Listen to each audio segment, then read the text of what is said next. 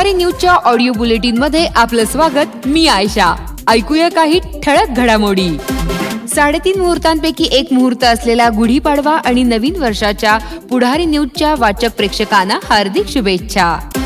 राज्यात गुढीपाडव्याचा सर्वत्र उत्साह। मुंबई, ठाणे, नाशिक आणि कोल्हापूरसह ठिकठिकाणी शोभायात्रांचे आयोजन। पारंपरिक पोशाखासह भगवे फेटे बांधून लोकांचा मोठा सहभाग। कोल्हापुरात शोभायात्रेतून घडविले मराठी संस्कृतीचे दर्शन।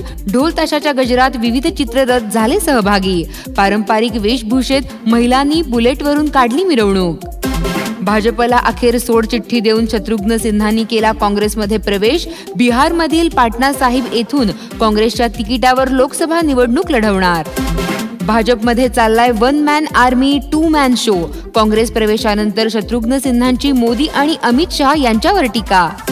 भाजपने दिला प्रस्थापितांना धक्का। लोकसभा निवडणुकीसाठी आतापर्यंत कापले 71 खासदारांचे तिकीट।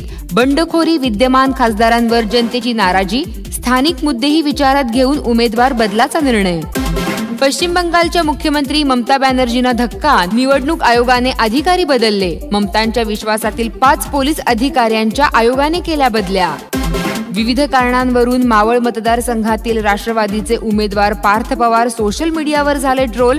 पार्थ चुकला तर फाशी द्याल का? अजित पवारांचा संतप्त सवाल।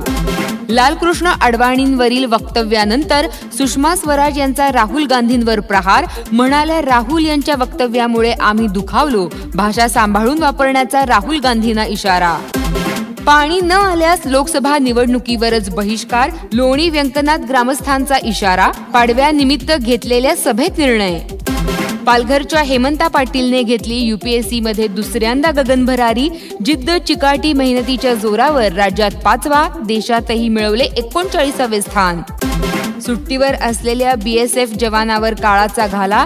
काश्मीरात कार्यरत सागर खुरसने यांचे येवल्यात अपघाती निधन। बालाकोट एअर स्ट्राईक नंतर पाकिस्तानने भारतात येणारा एक हवाई मार्ग केला खुला। अजूनही 10 हवाई मार्ग बंद।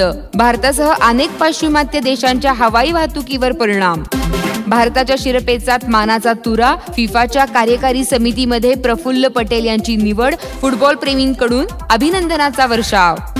भाभीजी घर पर है मालिकेतील अभिनेत्री सौम्या टंडनने घटवले 9 किलो वजन। फिटनेसचे फोटो आणि व्हिडिओ सौम्याने केले सोशल मीडियावर शेअर।